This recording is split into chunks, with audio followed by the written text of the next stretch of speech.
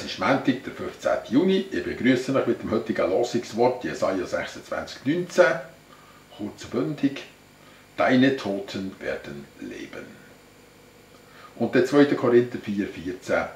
Wir wissen, dass der den Herrn Jesus auferweckt hat, wird uns auch auferwecken mit Jesus.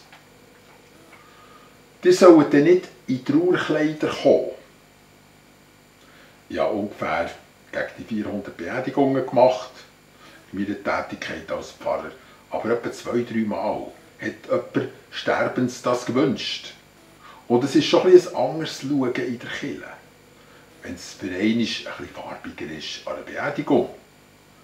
Und man stellt sich zu Recht die Frage, geht es jetzt um Trauer oder geht es um Trost?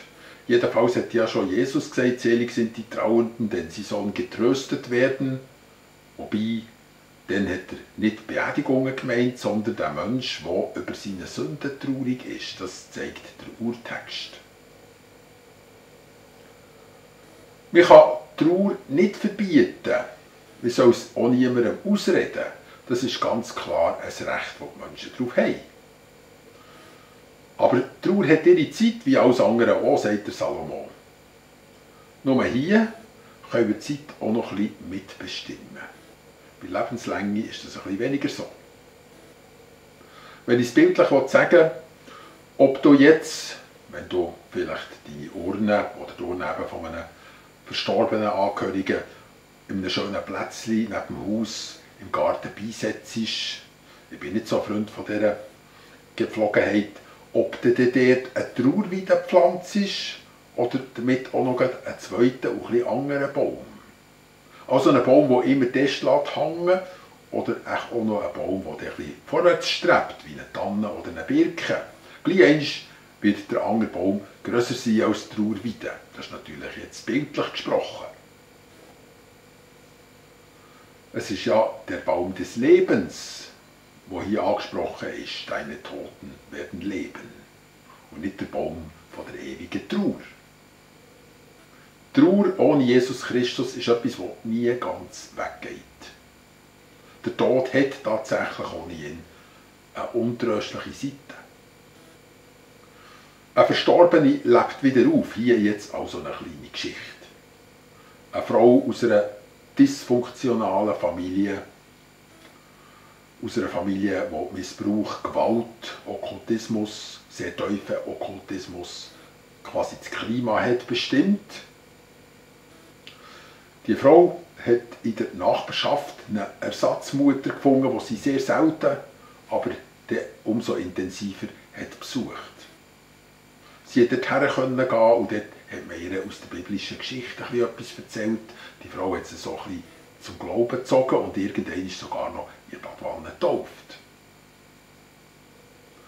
Aber nachher ist sie auf ganz mysteriöse Art gestorben. Und der Verdacht kann man zwar nicht erhärten, aber liegt doch auf der Hand, dass sie eben im Weg gestanden ist zu dem, was die Familie für eine dunkle Berufung hatte. Das Christentum hat dort nicht einziehen, weil der Vater hat gesagt, hier regiert der Satan. So ist die Glaubenssaat wieder ein bisschen untergegangen, aber mit 28 ist die Frau dann wirklich zum Glauben gekommen und konnte entfliehen aus dieser Familie und aus dem ganzen Umfeld. Gott hat ihr als Bonus und als Anfangsschub einige sehr tiefe Visionen gegeben, unter anderem auch, dass sie sich im Himmel aufhalten für kurze Momente oder auch längere. Und dort hat sie die Frau auch angetroffen. Die Frau war natürlich sehr glücklich, sie hat nie mehr zurück wollen. Ein solches Erlebnis, eine solche Begegnung vertreibt natürlich alle Trauer. Menschen, die den lebendigen Gott kennen, verlieren das Brett vor dem Kopf, wenn es um den Tod geht.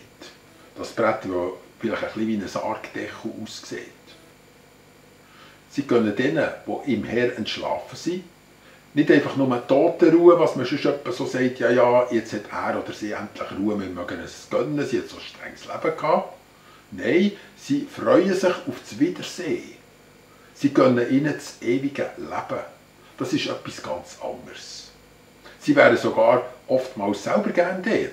Das ist eine legitime Sehnsucht. Es ist nicht eine krankhafte Weltflucht. Wir können zwei Linien, wie in der Bibel über das Ende des Lebens geredet wird, unterscheiden. Das eine ist eben das, was heisst, deine Toten, der Tod, die Toten. Und das andere ist die Entschlafenen und die Auferweckung. Es ist ganz ein anderes Bild, es vermittelt ganz einen anderen Eindruck. Beides steht in der Bibel nebeneinander. Der Tod ist quasi die Sprache der Welt, die Perspektive der Menschen. Gott redet also immer wieder, nicht nur am Anfang, schon im Paradies, aus dieser Menschenperspektive, aus dieser irdischen Perspektive. Du wirst des Todes sterben, so hat der erste Satz noch im Paradies geheissen. Und Adam und Eva haben sich nicht viel vorstellen über den Tod. Sie haben ihn ja nicht kennt, aber sie haben gemerkt, das ist etwas Unheimliches. Das grösste Nichts wird auf einen Menschen herabbeschworen, oder können sie auf sich herabbeschwören, wenn sie sich aus Gottes Gemeinschaft entfernen. Aber schon vorher, bevor das Wort Tod ins Paradies kommt oder dort ausgesprochen wird, gibt es bereits das Wort vom Schlaf. Im ersten Fall entsteht aus dem schlafenden Adam, der fast wie tot ist, sein Gegenüber, die Eva.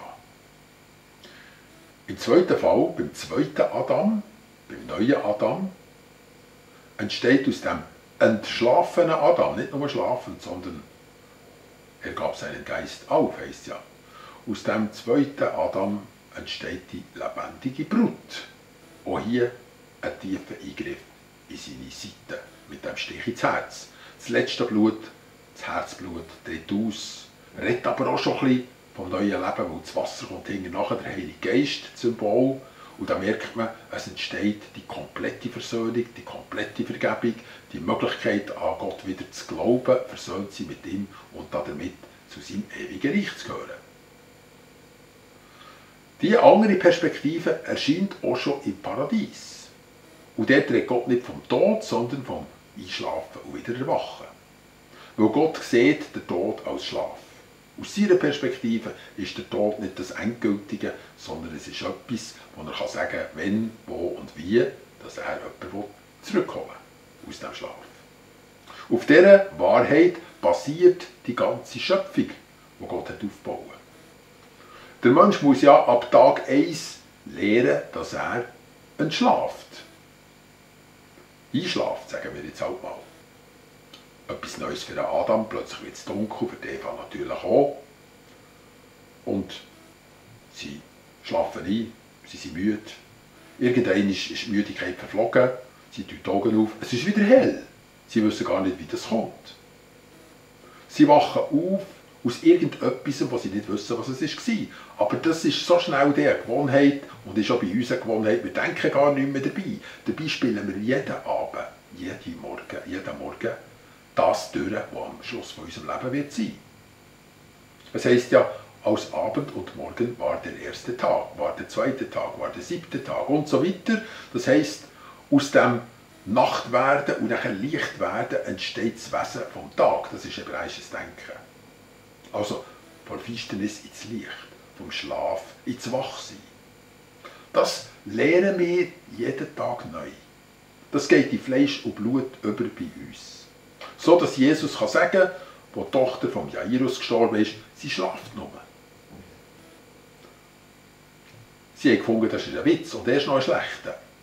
Aber gleich, wo man nachher mit dem Töchterli vom Obergemach ist runtergekommen, haben die Klageweiber gewusst, unser Salär ist jetzt einfach nicht so gross in diesem Fall, weil die Totenklage, die schon eine Woche andauert, ist jetzt schon vorbei.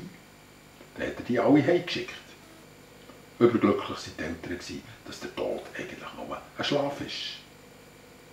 So ist es eben für Gott. Unmöglich, dass der Tod Jesus Christus halten konnte. Das sagt der Petrus in der Pfingstpredigt. Pfingsten wirkt ja immer noch ein bisschen nach in diesen Tagen. Genauso unmöglich wäre es, dass wir jetzt einschlafen für die nächsten 100 Stunden. Es geht einfach nicht. Sogar die ganz faul sind, stehen dann vielleicht nach 16 Stunden endlich mal auf. Ich kann nicht einfach nur im Bett bleiben. Wie wir ausser in einem Todesfall immer wieder erwachen. So wird es auch sein nach dem Tod. Gott wird den Schlaf beenden. Letztlich ist der Tod als Macht nur eine Art Gespenst. Er ist ein Spuk, er ist ein Schlaf, er ist etwas völlig Vorübergehendes, ein Nichts, aber sehr ein starkes. Wenn es um die Finsternis geht, ist es die grösste Waffe von der Finsternis. Es ist eine Realität von der Finsternis, aber kaum ist das Licht da, ist sie verflogen. Es geht ihr wie im Dracula, wenn die Sonne aufgeht, hat er alle Macht verloren. Und so werden wir hinten auch wieder ins Bett gehen, aber denken wir dran, am Schluss des Lebens werden wir auch quasi ins Bett gehen und wir müssen dann, es ist dann nicht für endgültig, sondern es ist einfach noch der längste vielleicht, der tiefste, der intensivste Schlaf, aber nachher kommt auch der längste, der neueste, der intensivste Morgen, der dann für immer wird dauern. Ich wünsche euch einen schönen Tag.